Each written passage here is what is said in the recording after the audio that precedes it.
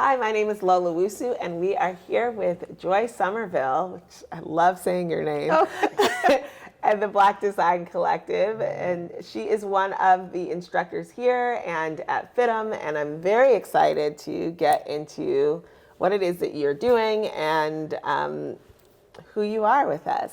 Hi. Hi. Thank you so much for joining us, Joy. So before we get into your professional, where were you born and how did you get to where you are here? I was born in the Philippines, and we moved here when I was 4, so no accent. Understood. I too. So No accent. there were no other Filipinos around, so I quickly lost the accent because, my parents encouraged us to speak English, but we couldn't really, speak to anybody other than our parents. So they really made sure that we, could speak English well and then, immigrate and assimilate to the whole, I understand area. the assimilation. So can you speak Tagalog? Tagalog, thank you. I was born in Cebu, which is a different dialect. It's Cebuano. And then my mom is from Manila area, which speaks Tagalog. So that's the conflict. So you had two different dialects going on in the house. And my mom didn't speak Cebuano, but my dad could speak he spoke Cebuano, but he kind of spoke Tagalog. So that's why English is the language. I love that. I mean, I have a very similar story. Obviously, it's one of those things you wish to a certain extent that you had, but here we are in an English-speaking country. I understand it. That's great. I understand Tagalog. I don't understand Cebuano, which is unfortunate because that's where I was born. But one of the things about speaking Tagalog, they don't like you if I'm Filipino, and if I speak Tagalog badly, it's bad. They're like, no.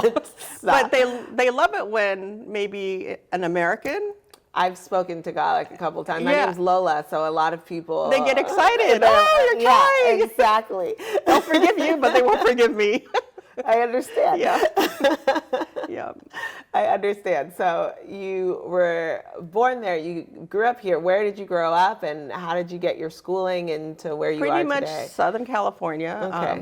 When we first landed, we lived in Long Beach, and there was a really kind family that took us Long in. Beach love. Yeah. And then my parents bought a house in Norwalk, and then they bought a house in Downey, and pretty much Downey that's where I live now. I've never really left the area. I love that. And that's close to Somerville Street. Yeah. I have to look it up. It's funny. So when did you decide fashion was your love, your education that you were going to pursue? So interesting. My grandmother, Lola, Lola Rebecca, she was the town seamstress, and she was always sewing. When she came to live with us when we were young, she had her power machine in the bedroom. We had a 2-bedroom house in Norwalk. Wow. And so my sisters and I have 3 sisters. We're in one room, and our parents were in another room. So there was a sewing machine, a bunk bed, tiny, Love that. first home. And all she did was either cook or sew. Wow. And so that's what was around me. And funny enough, I'm the only one that, really sews out of all my sisters. Yeah. And I was always getting really great grades. In my mind, I thought I was getting really good grades. I recently saw a folder with all my old report cards, and I'm like, oh, I thought I got better grades. But math was my subject, my favorite subject. And I think when I was in college, I told my dad, I want to change my major to fashion design, and he was so angry. Wow. Okay. But I mean, that's all I saw is fashion. My grandmother could look at a magazine or what you're wearing, and she could just cut the fabric out and sew it up, and later on that evening it would be already made. Wow. She was just amazing. She didn't have any formal training. You didn't have to shop at all. No. I remember my mom taking us to Goodwill, and she would recycle a garment. She would cut it apart and make it into, she could see the fabric, potential in the fabric, and then make it fit my sister or me or whomever. That. Yeah. I love that. You guys are probably the cutest girls. Oh yeah, did you see our pictures? The four of us in all our Christmas dresses, all matching. I love that. Yeah. That's so great. Yeah. So it was something that you've obviously seen, you got into it, and you were like, okay, I want to make this my career. With a mathematical mind, how do you feel like that's helped your... Well, really, garments are engineered. Yeah. So a lot of designers or people who get into the industry, they think, oh, I don't need to know math. I just need to draw and color. And I'm like, no, you need to know how to measure. You need to be able to read a measuring tape. It's all geometry. It is. It's all geometry, and people don't really understand that. And since I teach at FITM, I see students, they come in, and they're like, what's a pattern? And they're just so surprised. And it's that creative part of math that is like together in shapes and sizes and all of that. Yep. That's so great. It all works together. You have to know how to measure. You have to know how to add and subtract, and then figure out your X and Y, just like in geometry. And that's how you get, it's engineering. That's all it is. I love that. I love that. So where did you get your formal education before you decided to be somebody who was an educator? I wanted to go to a more expensive school, but because that's what I had heard, right? And then my parents at the time couldn't afford it, and then I heard about LA Trade Tech, and so I went to school at LA Trade Tech, got my fashion certificate, and even before I graduated, I had a job. It was just right away. That is amazing. That is not always the case. No. I mean, it wasn't like the glamorous job. I mean, you have to, back in the day, in the mid 80s, I mean, you start from, and people should learn that now, that you have to start from the beginning. I mean, you have to take whatever you can, an entry level job, and then you'll move up. And in the fashion industry, you move up quite quickly, even if you take like, the beginning or, minimum wage, whatever the minimum wage is at the time. And if they see that you're a good worker and ambitious, you'll quickly get moved into a different position. I felt like that was very similar to my story. Yeah. It was, you work hard and you care. Yeah. Yeah. It's nothing but time to take you there, It's and not quick. that It's much quick. time. Really, it's really quick. I have students that are like, oh, that's not a minimum wage. I could get paid that at Starbucks. But, are you going to be happy working at Starbucks? Yeah. It's not a creative. At the end of your however many years at Starbucks, how far do you go? Yeah, exactly. Not to put anything down on Starbucks, but it's great for if that's what you want to be. Exactly. But if you studied to be in fashion, you might as well get your foot in the door. And a lot of it is experience. Yeah. A lot of it is experience. I love that. So now when you graduated, you not now, but then you graduated, you got a job. What took you into the direction of professor and teacher? So I've been in the industry, I want to say, I'm old. And I'm having a really hard time trying to think about time and space. I started at FITM at 2005. Yeah. And I started in the industry in 1984, 85. So I was a pattern maker, assistant pattern maker, assistant designer, and the industry is really hard. Yeah. And then It's a lot. I thought I wanted to be a designer, but since I'm so technical, I really love making patterns. So I went back and concentrated. That was my focus, was pattern making. And I was a manual pattern maker, and I could see that technology was the way to go. So I actually got hired by Gerber Technology. Okay. And they hired me with no Gerber experience, no CAD experience. The reason why they hired me was because I was a pattern maker. Wow. And they had been struggling trying to sell the CAD system to pattern makers. So their idea is like, well, let's hire a pattern maker. It doesn't matter if she knows how or he knows how to use the system, we could train that Wow. person, and a pattern maker to a pattern maker, to show that I'm a pattern maker, I know how to use it. Yes. And in the past, they had teachers that were like computer people, but never made a pattern. They could Played show with it. you, this is what this function does, this is how you do this, but they couldn't make it make sense to a pattern maker. Wow. So you were the merge of, Yeah, of the to relate, technology yeah. and the Yeah. skill. What better way to have a pattern maker Exactly. get convinced that you could do this, Yeah. by having a pattern maker teach you. Love that. So I worked for Gerber for, I think, a couple of years, and then I worked for another company that also is another CAD system, which is now Tukatech.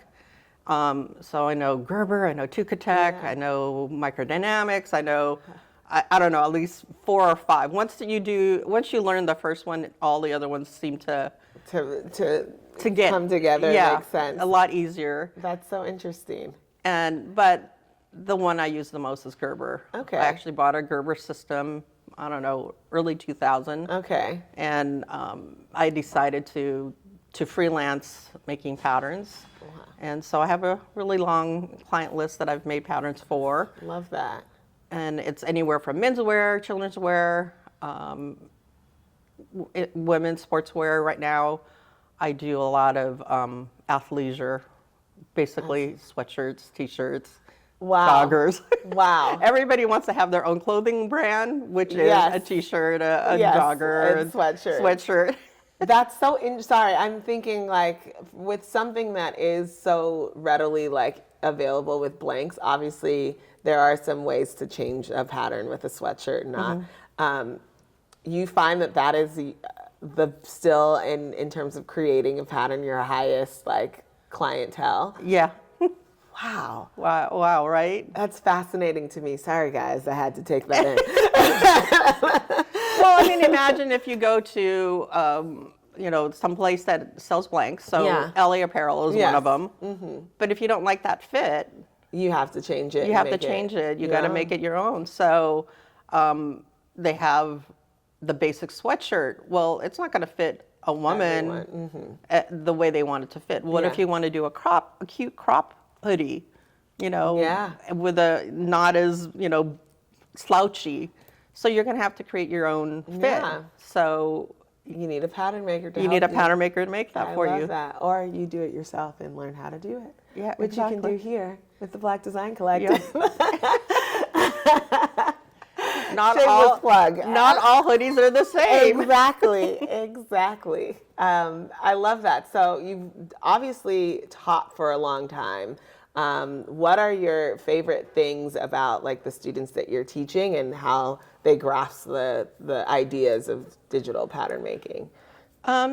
So I teach Gerber at FIDM, and I also teach a collection class. So it's the students that they're finishing with their major, and they've taken all the classes, sketching, everything. Yeah. And now they have to do their Final thesis project, and they have to incorporate all the things that they've learned. I love working with the students that are really hungry to know the whole process.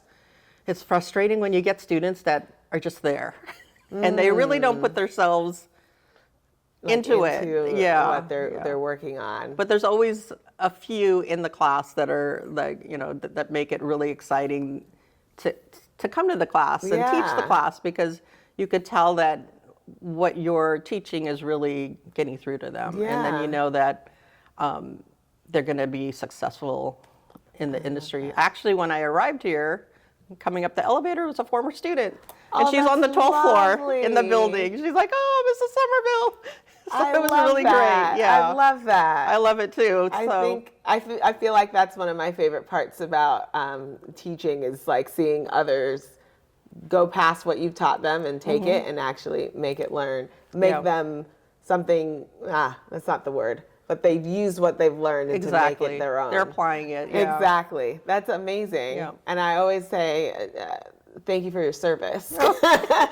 Because it's a service. Yeah, it's you wonder if anybody's listening you know, when you're talking about, you know, you're lecturing or you're teaching them how to do something, and then it's wonderful. You know, that's the reward, is when you see that they're actually, you see somebody in the elevator and they're going up to their job. I love to hear that. So a little bit more back into you and what it is that you're doing. So you create, of course, these patterns, and you have your own business.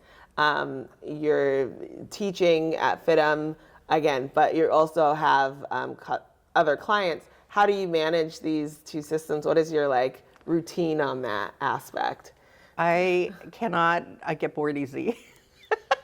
So I have so many, it almost seems like I have so many things going at one time. But, you know, one of the things that really benefited during the pandemic is I had basically three gigs going on. I was teaching at FITM, I freelanced, and then I had this Etsy business that I had started pre-pandemic, August 2019. Yeah, it was the florals, correct? Yeah, exactly. Beautiful. So I always recommend you have to have many things going, because you never know when something's going to disappear.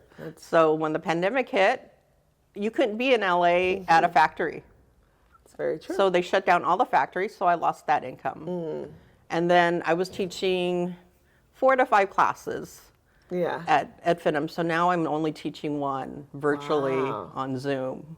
Wow, that changes everything. It changed everything. So, I mean, no money is really coming in. Wow. And then the only thing that was really supporting me was my Etsy business.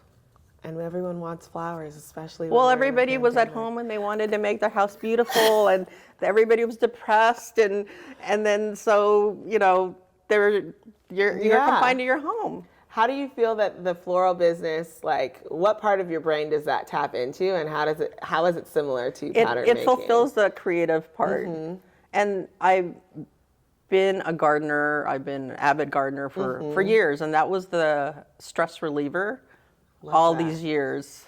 You know, when you're in the fashion industry, you're working 12-hour days, sometimes 6 days a week. And then just to go outside and just pull those weeds and then get your rake out, and, you know, it's just physical, and you're out in the sun, and it just kind of like revives you. I love that. And it's that stress reliever, just like cleaning vigorously. Right.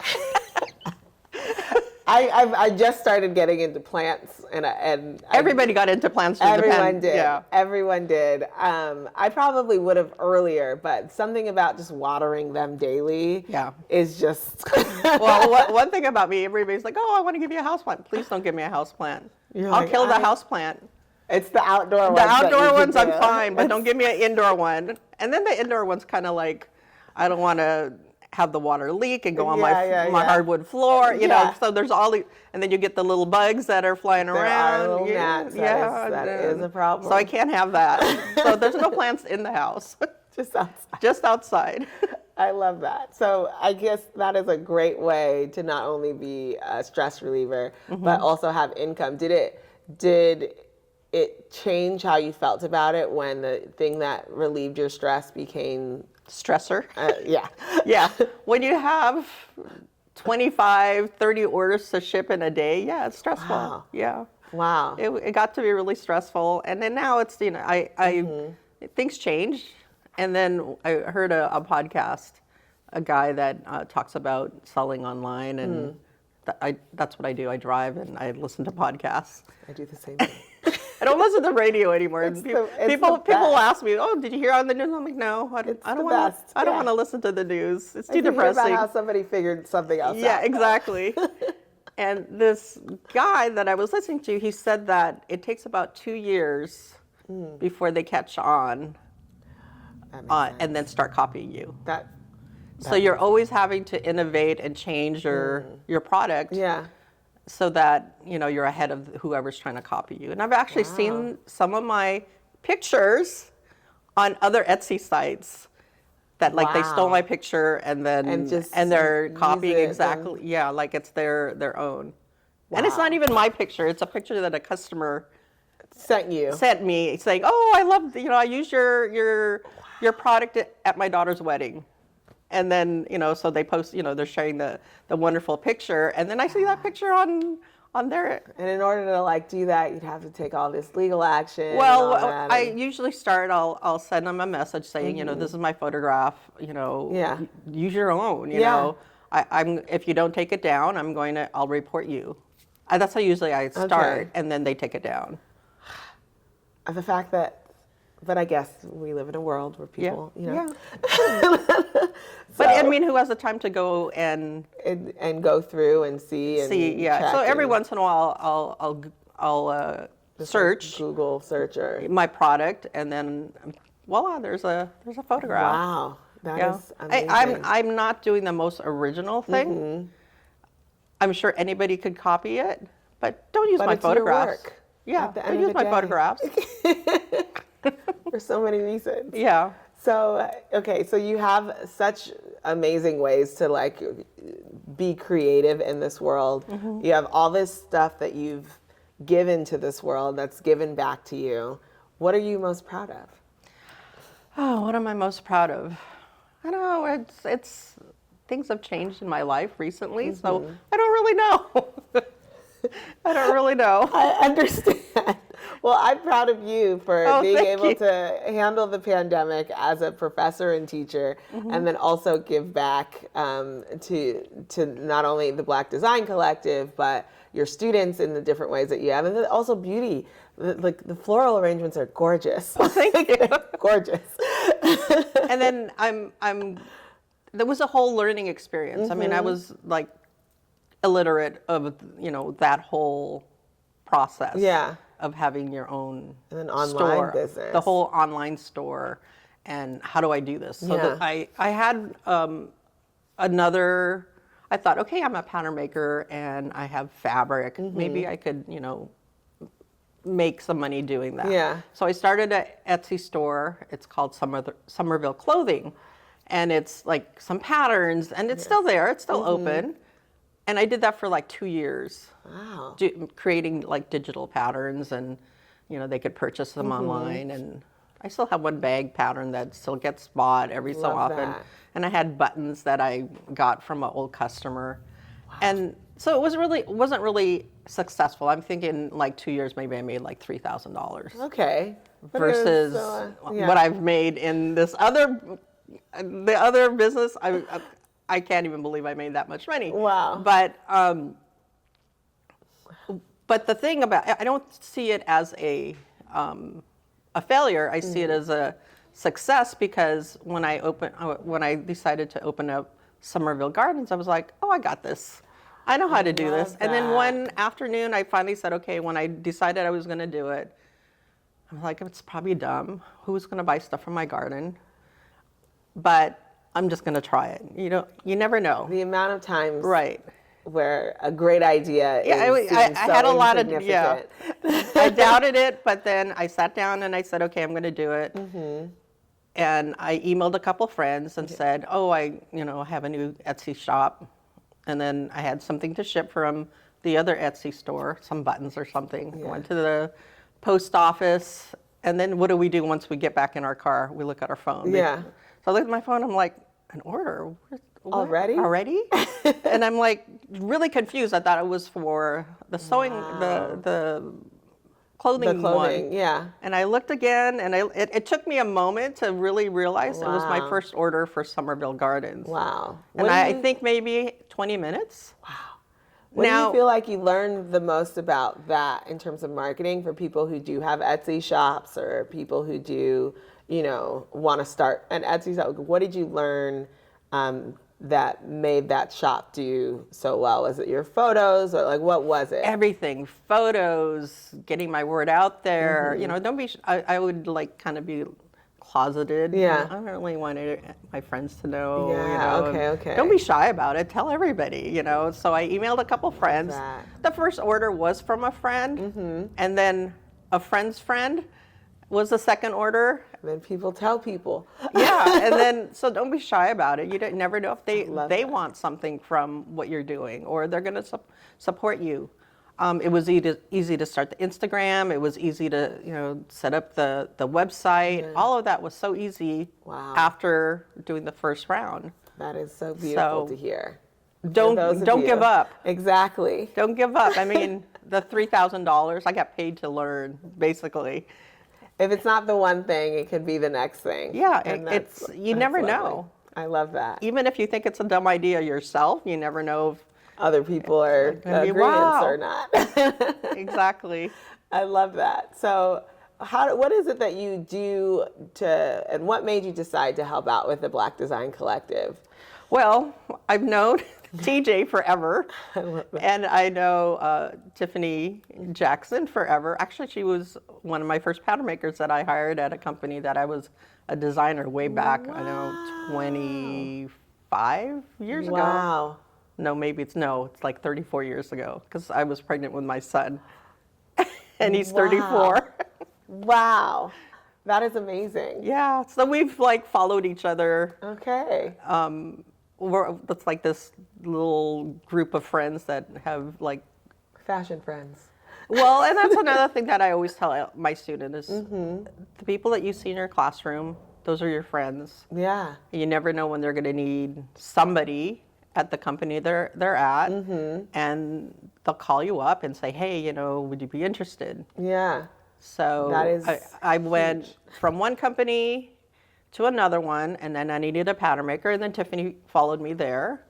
Mr. Walker, Isaac Walker, he was a pattern maker I met there. So we've known each other 30 plus years. Wow. Yeah. I love that. I love that in terms of friendship, but also fashion. Yeah.